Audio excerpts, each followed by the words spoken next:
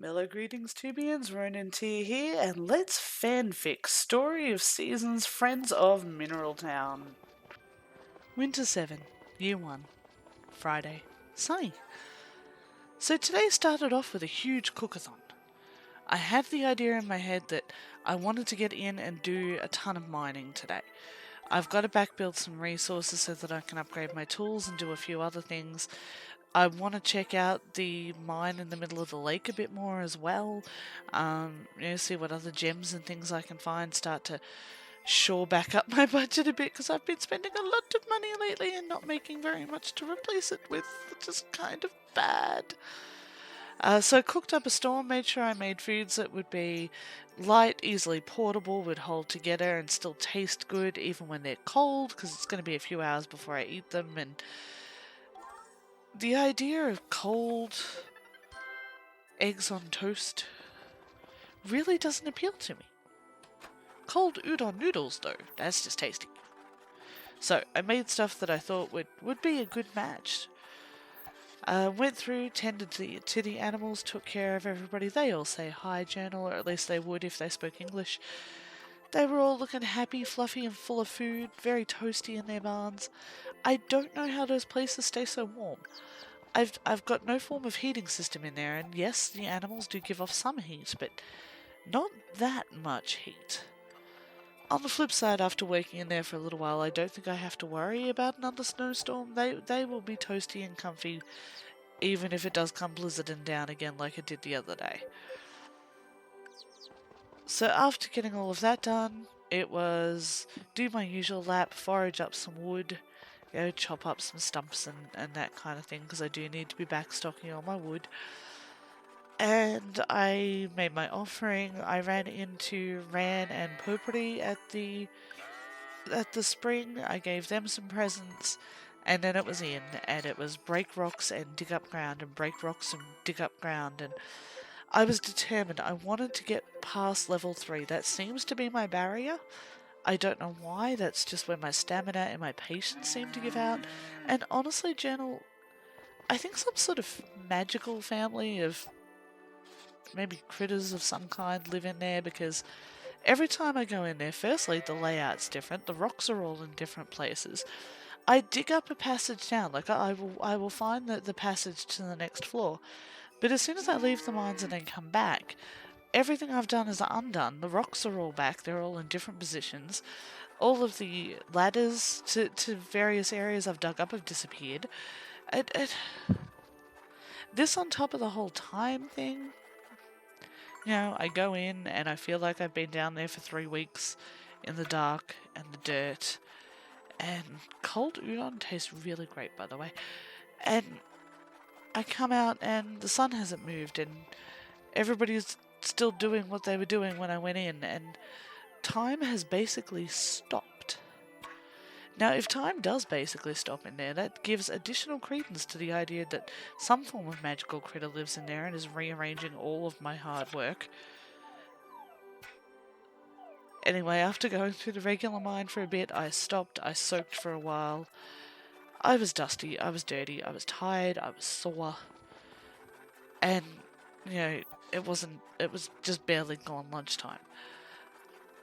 So I did that, and then I ran over and I went down I wonder if it has a proper name. I'm just going to call it the lake mine. So I went down the lake mine for a while, made a few floors down there, picked up some gems, had to throw off some scrap ore and stuff. Really need to work out a better way to carry stuff in and out of there. I'm sure I'll come up with something if I think about it. I hope I come up with something. I'll think about it.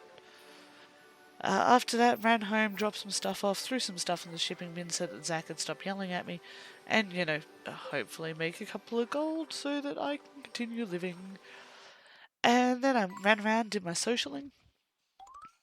I went and said hi to a few people. Decided to stop into the church. I haven't been into the church for a while. I haven't really gone in to see Carter since we got Cliff working with Duke. So I decided to stop in there. He was outside talking to the kids, so I sort of hovered for a while until he went inside, because it's kind of embarrassing to be seen talking to the priest too often. People well, people get the wrong idea about things way too easily in this town, and it's almost like I could feel Mana's eyes on me the entire time. Oh, that's a shudder. So, ended up wandering in, and Cliff was there, so I haven't really spoken to him since he got the gig at Duke's either, so it was really nice to catch up with them both.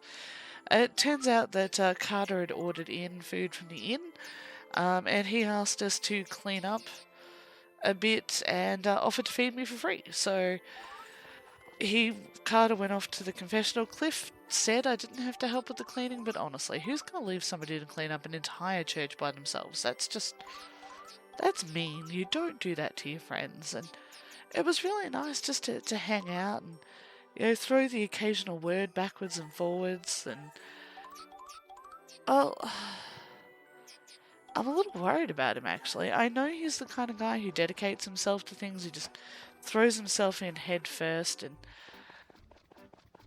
and he's looking a little strange, Journal. He's looking a bit tired, a bit ragged around the edges. I might have a word to Duke, see if maybe Duke can get him to slow down a bit and stop pushing himself so hard, because it's not going to end well. That's my prediction. It will not end well if he keeps doing this. We hung out, had a lovely dinner with Father Carter. It was just really sweet, He kept thanking me and blushing, and oh, he's so cute when he blushes. And then he gives that little grin and looks up at you from under his eyebrows and those long, thick lashes, and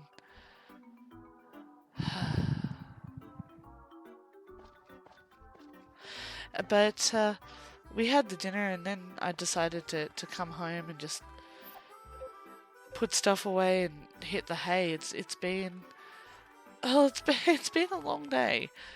It feels longer than it was because of that whole space-time distortion rift thing in the mines, and I feel like I've been up for about 2 days, but it really is still quite early. Normally I'd still be out doing chores right now, so I feel kind of imbalanced, if that makes any sense at all, Channel. I hope it does. It's supposed to be snowing again tomorrow, not a blizzard or anything, just regular snow. Yeah, I'm exhausted. I'm going to bed. At least I'm going to bed on a full tummy, and in the best type of full tummy, one I didn't have to pay for. Gotta love it. Night, Journal. I love this new job. Not only am I left alone for hours at a time to get things done, but there are all the free grapes I can eat. It really helps, because now I can use some of the money I would have spent on food, building my savings back up. It's really nice being able to pay Carter back for some of the loans he's been giving me, and I can afford to give some other people some tokens of thanks here and there. Duke's warned me not to try living on grapes alone, but I'm pretty sure he just wants me to stop eating all the produce. Aside from a few issues I won't write about here, it's going fine. Unrelatedly, please ignore that the next few pages of this journal are missing. It's not like grapes are the only thing I eat though. Carter and I are planning on grabbing a meal this evening. I still stop in at the church all the time, and we're still good friends. I get the feeling he might not know what to do with himself since I'm not here all day anymore, so I do try to visit him as much as possible so he knows I still care. Goddess knows someone needs to stop by and care for him a little more. Anyway, I'll come over and help clean up a bit, and he usually calls the inn and gets around to bring over some food. I think he's a little sweet on Ren, given how often I've seen him call her over. Are harvest priests even allowed to do that? Or maybe is he calling her over for me? I mean, we've spoken a few times, but not as much as we could have. I'm not sure how I feel about that. Lord knows I have enough trouble being pushed into these situations with other people as it is. I'd really prefer to make friends with people naturally, like with Brenna. She stopped by while Carter and I were working out what to eat, and then she helped me clean up the church while we waited for the food to arrive. Nothing forced, just a nice easy evening with friends. Completely organic. Not that, you know, I have those sort of feelings about Brenna. Or with Bran. I'm awkward with everyone, not just with those two. They just turn up a lot more in my life than other people. There's no secret feelings about it. I really don't think I'm excited about Carter setting me up with anyone. I have enough trouble talking to people. Well, what if he starts inviting over people I don't even know? Oh, goddess. What if I head to church one day and, like, every eligible single person in town is lined up there, just waiting to try and start something with me? Okay, calm down, Cliff. That's just the grapes talking. There couldn't be more than, like, 14 people in town that are looking for love anyway. 16 at most. And that's only if you counted the really odd ones like Jennifer and Brandon. Car's not that much of a busybody. It's okay. Anyways, I'd better stop writing and get to sleep. It's been another 14-hour day today, and for some reason I've been feeling really weak lately. Maybe I should have some extra grapes tomorrow. Keep my strength up for another long day ahead. I've got to keep the winter from getting to me somehow. Winter 8, Year 1, Saturday. Snowing. Hello, Journal. It's been an it's been an interesting day. Let's just say that. Started off fairly normal, all in all. Got up, tended the critters, went out and chopped some wood. Decided I finally wanted to get my axe upgraded, so packed up a bag full of stuff, ran into town to do some socialising and stop in and say hi to everybody. And Potpourri was actually home alone. I've never seen that happen before. Of course, I've also never showed up to her place this early on a Saturday. And for some reason, I had it absolutely stuck in my head that the forge doesn't open until 11, but it actually opens at 10, so I just sort of hung around there for a little while. If Sabara or Grey had looked out the window, they probably would have wondered what the hell I was doing. I went in, I've put my axe in for an upgrade, which is fantastic. I'm really looking forward to being able to get rid of those huge stumps that are still in the field and driving me more than slightly batty.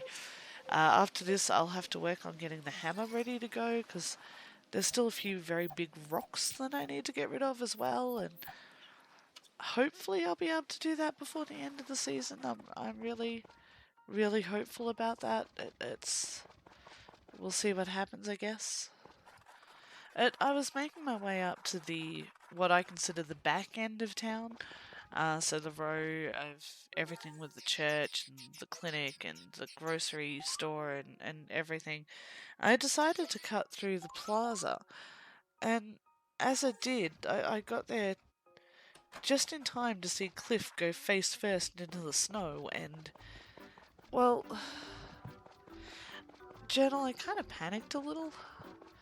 And he just fell and he was murmuring something about how it had been snowing when he left home, and he dropped his photo, and so I ran to the inn to go get help because it was the closest place I could think of, and I know Rand's got a bit of a soft spot for Cliff, so I thought she'd be willing to help. And we managed to get him carried up to the clinic, and we had Doc check him out, and Carter came along as well. He'd been in at the inn with Rand, and everybody was just so worried about him. Doc's taking care of him now, so he's safe and warm in the clinic, and I'll have to go tell Duke what happened. Going to go see Duke. Gotta remember to do that at some point. Really, really do. Doc says he just needs rest. He just needs to take it easy for a while. And I'll be honest, there's a big part of me that just wants to yell at him. And he let himself get worked to the absolute bone. And I know that's not Duke. That's not how Duke operates. Or at least I don't think it's Duke. It doesn't feel very Dukey. Feels like another word that starts with D and ends with a K sound, but doesn't feel very Duke-like. I suspect that Cliff, who has clearly been very worried about how he's going to push on through, has been pushing himself further than he should. And, I can't get the side of it out of my head, Journal. He was just laying there. He was so pale with his huge smudges under his eyes, and he was just... He is... Thank the goddess I was there. That's all I can really say. And that Ran and everybody mobilised, and that we got him to the doc, and the doc really does think he's going to be fine. It's just exhaustion. And when he's back on his feet, he is getting a stern talking to about that. I'm going to keep a hold of this photo that he dropped. I'll try and sneak in the next couple of days and give it back to him. Hopefully Doc won't consider that too much of a disturbance. Maybe if I take Doc some fresh milk, he'll turn a blind eye. And we do like those eyes. I could distract him, I'm sure. Or wait until he's out and Ellie will let me through.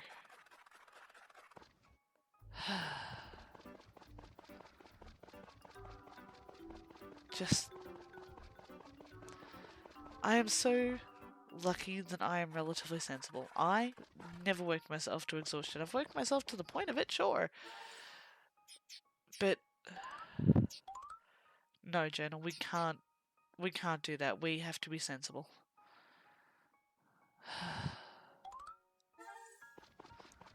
It's been a tumultuous one, Journal, so I think I'm going to pack it in. I know it's still early, but I think I'm just going to pack it in. Yeah. Sunny tomorrow. I'll talk to you then. Night, Journal.